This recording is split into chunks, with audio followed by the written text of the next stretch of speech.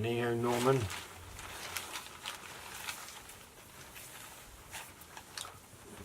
Defender of truth in the world. Rebellious commentarian, and today I'm going to be talking about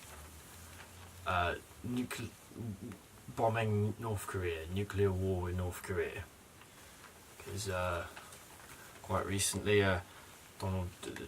President Donald Trump made quite public comments, very public comments actually, comments in the public about bombing North Korea, made big threats, big sort of quite descriptive threats, because in reaction to the threats of North Korea themselves, who made bombing threats or sometimes subversive bombing threats, which just involve making bombs, which is a sort of threat, which has been going on for a long time. Obviously North Korea very anti-Western world, probably the number one anti-Western country in the world, and they're also unparalleled in their human rights violations. I come to understand. They've got no freedoms, no liberties really. Obviously it's a sort of self-declared socialist state with the Songyun, I think, a military first state, the fourth largest military in the world, something to that effect. So yeah, probably the number one sort of superpowered alternative to the West, really left in the world. Everyone else wants to be the West, apart from like the sort of backwatery, savagey, primal places. So you see, this is sort of what happens when you let them do what they want, create what they want. This is what happens. As we see, this is the alternative. This is what you get something like North Korea, no freedom, no liberties. What a utopian place, right? I scoff at that. I mean, they're not. I mean, I suppose it's more important that they're a sort of authoritarian, totalitarian dictatorship. But I mean, it's a parable. It's a fable, isn't it? This is what happens when you let them get what they want. Just don't let them get what they want. I mean, obviously, a lot of North Korea's original. Well, the reason it's North Korea at all is because, largely in effect, because of the Korean War. With the fighting, the split, the division there, but which USA and the West had a lot of part in, or the USA solely, if they are the way of it, had a big part in. But it's still a fable, isn't it? Look what happens when you let them do what they want, what a place. Indeed, this is what happens when you let them run wild. They create this weird insular. I mean, I know that he was put into power by the Kim Jong-un dynasty was put into power by because of the actions of the war and all that. But it doesn't really matter. I mean, this is a parable of what happens if you let them destroy the world. These dismantlers, they just go around destroying the world. They destroy freedom, liberty. They destroy the self as a being. I mean, the only self they've got there are the Kim Jong-uns and the Kim Jongs. That's the only selves out there. All the others are just, they go around, they start destroying the world. Whereas, I suppose the West or USA or military intervention is still destruction, but it's incremental, site-specific destruction of the world, not the whole world, not the whole self, just other selves. Military intervention is very simple. The simple fact is it's very complicated. So, I mean, we should. I suppose we should, because it is a human thing. Conquest, fighting, survival of the fittest, evolution. I mean, people say socialization is a form of evolution now, and we've socialized to a state where the next form of evolution is to, expand on peace, but the animals in us. I mean, even though animals evolve, and people could say technological evolution is now part of the branch of evolution, but it's not really. Evolution is very simple, isn't it? Very simple. I mean, it's complicated genetically, but it's simple. Survival of the fittest.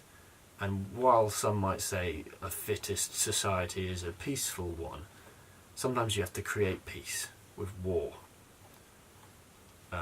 And as we are already in the process of wars, and war, I mean, I didn't start the war. In a sense, I mean, King John is threat, but in a sense, he didn't even start the war. His family was put in place by another war, and that war was another war, and wars. I mean, we're in it now. We might as well keep warring. I mean, you can't really stop, because then the other side would win, because there's war. I mean, we're not at war with them, but I mean the metaphorical war I speak of. It's like the argument with guns as well, personal firearms.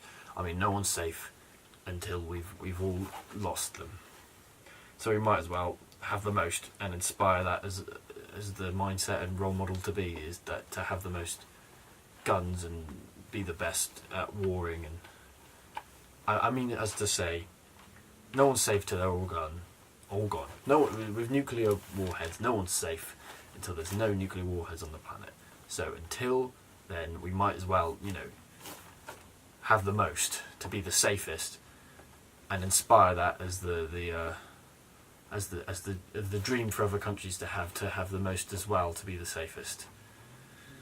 I mean, it's like they said, wars are won in the hearts and the minds of the people that you're conquesting. So you've got to try and get the hearts and the minds, and really to convert them. I wish we could create a sort of bomb that would do that, convert the hearts and the minds of the people, to make this sort of chemical, neurological weapon that converted people into, what we wanted them to think. Because then it'd be peace, wouldn't it? I mean, you wouldn't need to convert the hearts and the mind if you had a successful nuclear attempt, because you could just blow them all up. So they'd be those hearts and they wouldn't be anything anymore. I think that maybe that's the thing with nuclear war, is it just would.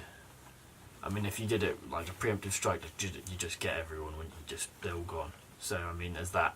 But really, nuclear warheads are deterrents. They prevent wars. They're weapons that prevent wars. They're anti-war weapons, because they're just sort of a meta weapon, a sort of uncertain. They're figurative weapon. They don't really exist in many people. No one's going to use them. Really, they don't want to. I mean, we will if we have to. But that's a figurative thing to say. It's just sort of like, ever since they've come into being, it's sort of like that. That's just what everyone says. Everyone says they're going to blow everyone up, but no one actually means it. But then what if they mean it? But they don't mean it, because it's a deterrent. It's Schrodinger's bomb. Is it even there? I know we can't. They might not even exist. It might just be this sort of big will to believe with nuclear weapons for all they're good for. I mean, they're just for comfort. They're just for for comfort. They're a luxury, really. Yeah.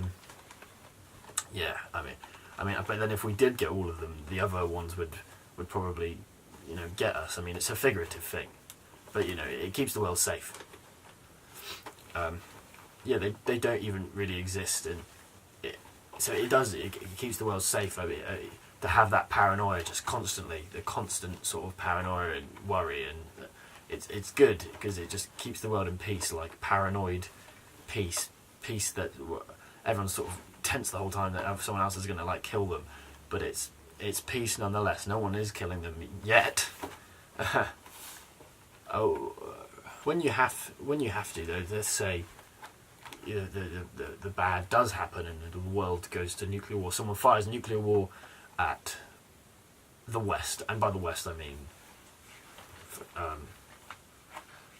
I guess let's say USA. They're firing a war at a bomb at them.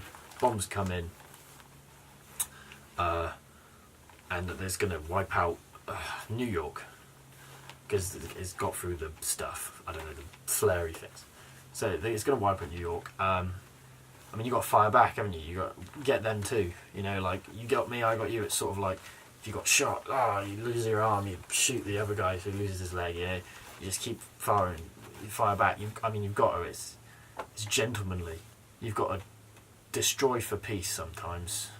I mean, if they're those people in New York are definitely all going to die because of that person pressing the button, then they've got to, some of their people have got to go too. You know, it's only fair, really. I mean, and then they might take that. You know, it goes back and forth. It's like tennis.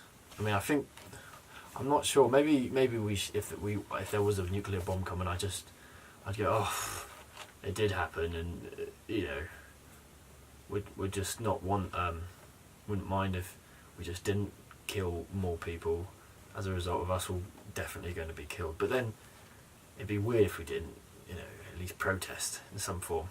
But really, yeah, sometimes you've got to destroy for peace. And when there's peace, eventually, you know, one day we all know that's what we strive for, or you know, going towards, you know, pursuit of happiness. The pursuit of happiness is in everyone's hearts. You know, we all want happiness. That when we reach that peace, it will be a sort of a utopia. Eventually, maybe at some point, when we're rid of all these, you know, these meta figurative weapons, we'll all stop fighting when we've been made to be sensible. You know, and that might take a bit of fighting to make someone sensible. Is what I'm saying. Yeah, and in this utopia, it will be freedom. We'll be able to do whatever we want, because that's what everyone wants, freedom, isn't it? I think everyone wants freedom. Sentient life strives for freedom. I mean, when you look at things in North Korea, it's about power, not freedom. I mean, but I want freedom, and they don't have the freedom to want power. I mean, whether they do, they have the freedom to want power if they want power. I mean, is freedom a sort of power?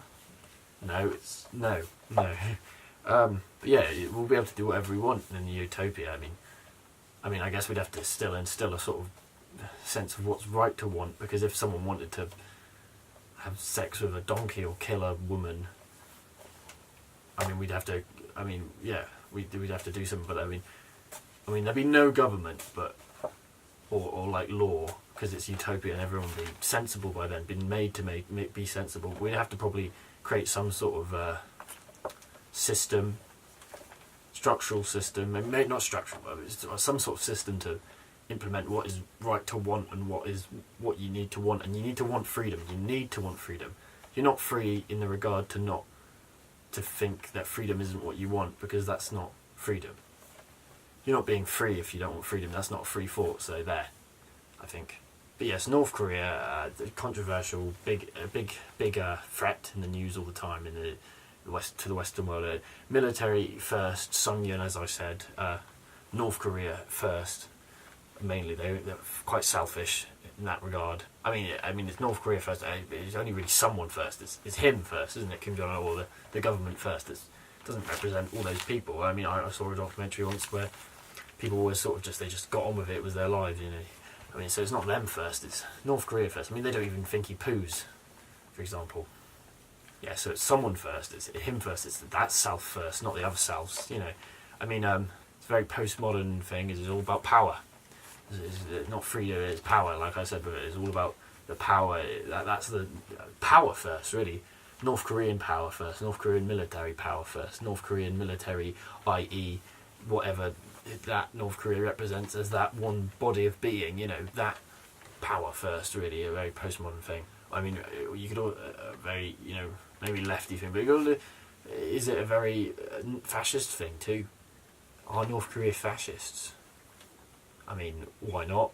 I mean, it's sort of transcended the word fascist, Nazi, or let's call they're Nazis.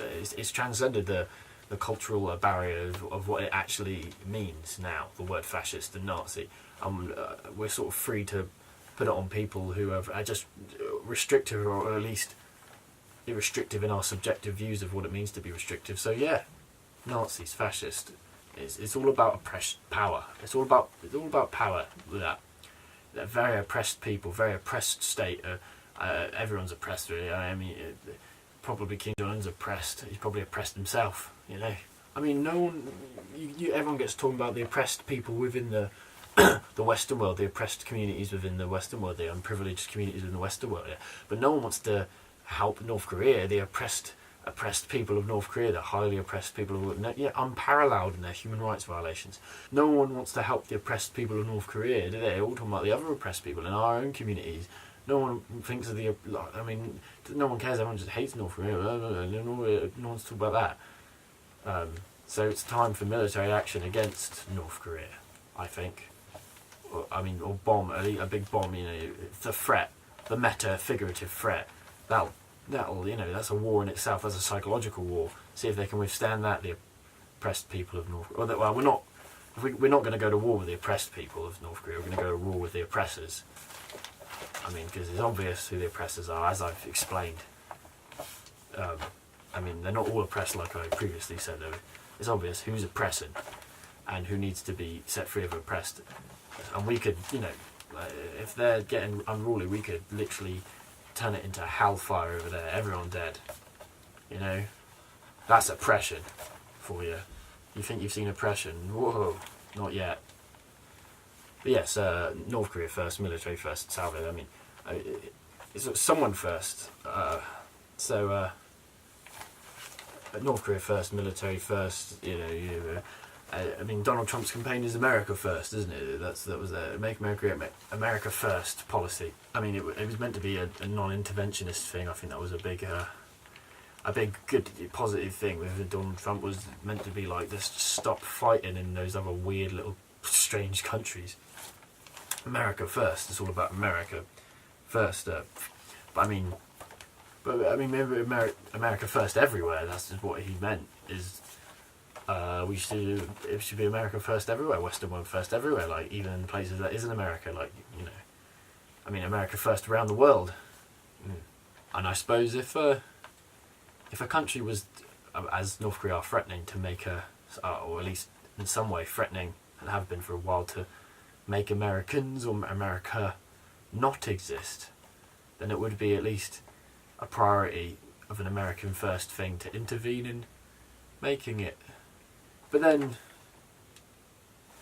does America, who's first in America then?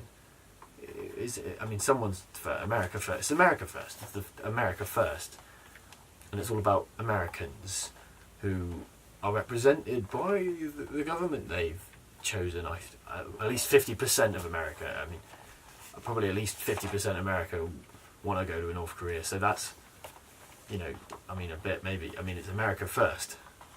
So that's an American decision made by Donald Trump, which is to go to war. But then if we were to not go to war, there'd be a lot of people who, you know, were American who we should go to war. So it is an American decision, or it's at least partly American. It's America first. Whoever America is, I mean, America is America. America is the government. I mean, America's not the government. The government's not even that important. But it is a decision, an American decision. Yeah. So as you can see, I've cleverly outlined a summary to this news item, which is, you know, very important. Could signal a very big global shift, and you're getting the truth here with NeoNormans. Keep subscribe, keep commenting, keep the good work, truth seekers.